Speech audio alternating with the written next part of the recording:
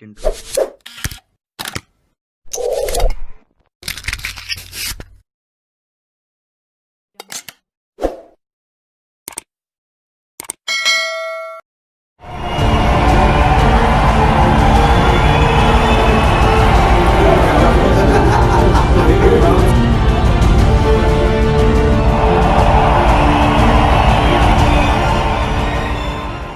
I'm here to talk about success, right?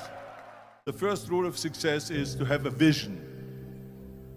You see, if you don't have a vision of where you go, and if you don't have a goal where you go, you drift around and you never end up anywhere. It's like you can have the best ship in the world, you can have the best airplane in the world. If the pilot or the captain doesn't know where to go, it would just drift around. It would not end up anywhere, or most likely in the wrong place. So I was very fortunate that I stumbled onto my vision. I mean, as you know, I was born in 1947 in Austria after the Second World War. And I didn't really like Austria when I grew up. I couldn't wait to get out of there. I couldn't see myself becoming a farmer or a worker in a factory or anything like that. Even though my parents wanted me to stay there and have a normal life. My father wanted me to become a police officer like he was. My mother wanted me just to stay there and marry a girl with the name of Heidi, hopefully, and have a bunch of kids and run around like the Van Trapp family in The Sound of Music. But that was their vision, not mine. My vision was totally different. I felt that I was born for something special, for something unique, for something big. You know how great it felt that I knew where I was going? Imagine the majority of people don't know where they're going.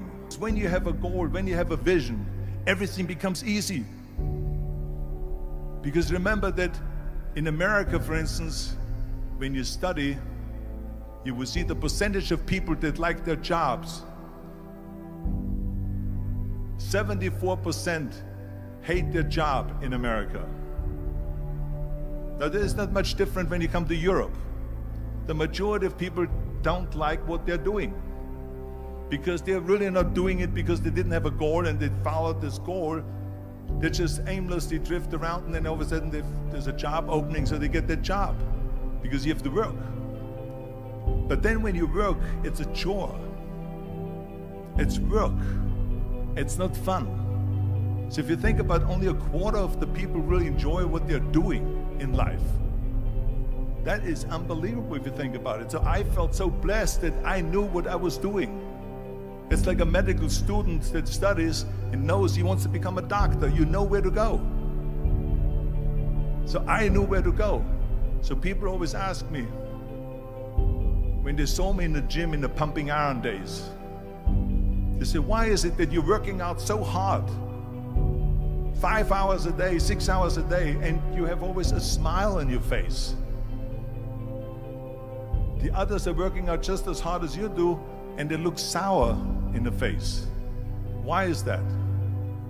And I told people all the time, I said, because to me, I'm shooting for a goal. In front of me is the Mr. Universe title. So every rep that I do gets me closer to accomplishing that goal, to make this goal, this vision, turn into reality. Every single set that I do, every repetition, every weight that I lift will get me a step closer to turn this goal into reality. So I couldn't wait to do another 500-pound squat. I couldn't wait to do another 500-pound bench press. I couldn't wait to do another 2,000 reps of sit-ups. I couldn't wait for the next exercise, for the next half hour of posing and all the kind of things that you have to do to be a champion. And with the age of 20, I went to London and I won the Mr. Universe contest as the youngest Mr. Universe ever. And it was because I had a goal. So let me tell you something, visualizing your goal and going after it makes it fun. You got to have a purpose no matter what you do in life. You got to have a purpose. So that's rule number one, have a vision. Rule number two is, don't listen to the naysayers. Don't listen to the naysayers.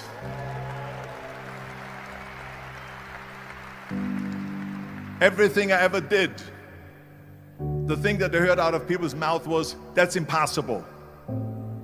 That can't be done. Or no. So whenever someone said to me, it can't be done, I heard, it can be done. When they said no, I heard yes. And when they said it's impossible, I heard it is possible. I'm a strong believer of what Nelson Mandela said, that everything is always impossible until someone does it. Well, I'm going to be the one, I said to myself, I'm going to do it and I'm going to show it to them. Maybe it has never been done before. That's perfectly fine with me. But I'm going to do it. And I did not listen to the naysayers. The next thing, the third point that I'm going to make to you is, before we sit down with Jürgen and talk about the rest of the three, is work your ass off. There is no magic pill. There is no magic out there. You cannot get around. You have to work and work and work. And it drives me crazy when people say they don't have enough time to go to the gym for 45 minutes a day and work out. Or to do something for 45 minutes to an hour a day to improve. If it is physically improve or if it is mentally to improve. Imagine you read 1 hour a day about history. How much you will learn after 365 hours in 1 year. Think about if you study about the history of musicians, of composers, how much you would know. Imagine if you would work on a business, on some business that you want to develop every day for an hour. Imagine how further along you will go and get. So it drives me nuts because we have, when people say we don't have the time, we have 24 hours a day. We sleep 6 hours a day, so that gives you still 18 hours. And there's someone shaking their head out here in front. They say probably, I don't sleep 6 hours, I sleep 8 hours, right? Or just sleep faster.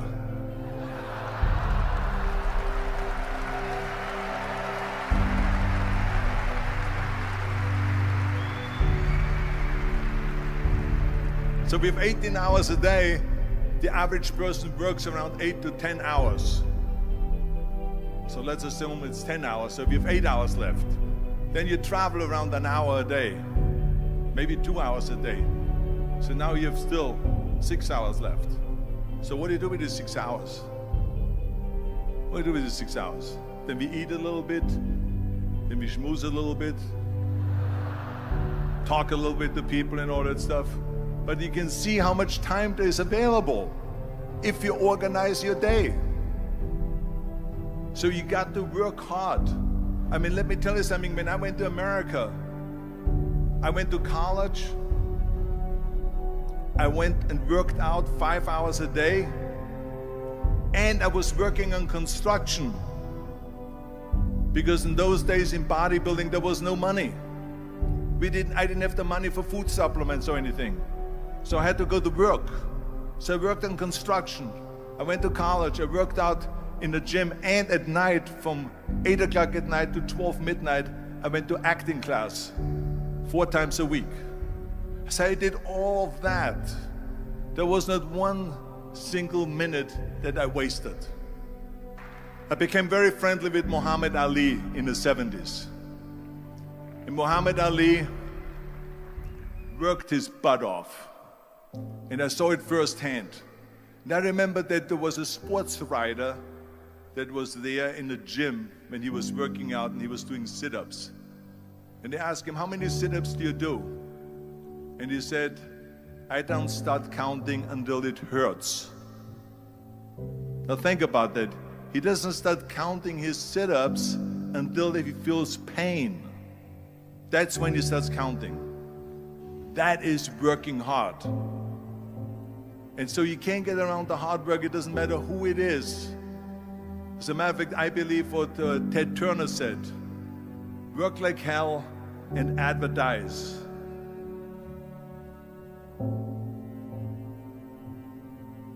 You get it? Work like hell, go to bed and early to rise, work like hell and advertise. So you work your ass off and then you let the world know about your work. That's what it is all about. Let people know. If you have a company, if you have a movie, if you do sports, work your ass off, but then advertise and let everyone know. I hate Plan B. And I tell you why.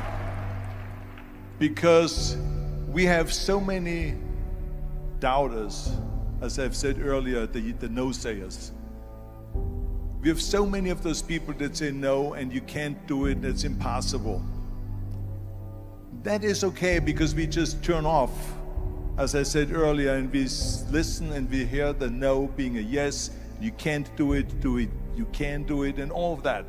So that is possible to do that amongst all the negative people around you.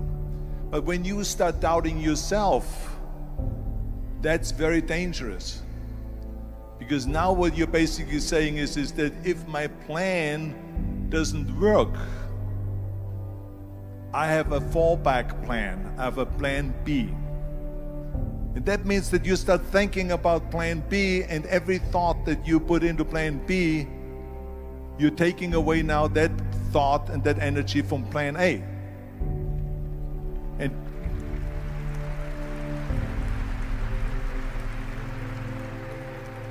And it's very important to understand that we function better if there is no safety net, because plan B becomes a safety net. It says that if I fail, then I fall and I get picked up and I have something else there that will protect me. And that's not good, because people perform better when there's no safety net. People perform better in sports and everything else if you don't have a plan B. To me, it is very dangerous to have a plan B, because you're cutting yourself off from the chance of really succeeding. And the reason, one of the main reasons why people want to have a plan B is because they are worried about failing. What is if I fail, then I don't have anything else? Well, let me tell you something, don't be afraid of failing, because there's nothing wrong with failing. You have to fail in order to climb that ladder. There's no one that doesn't fail.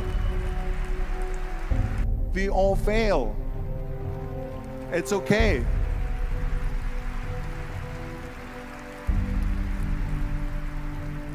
What is not okay is that when you fail, you stay down.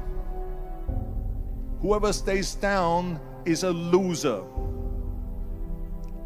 And winners will fail and get up, fail and get up, fail and get up. You always get up.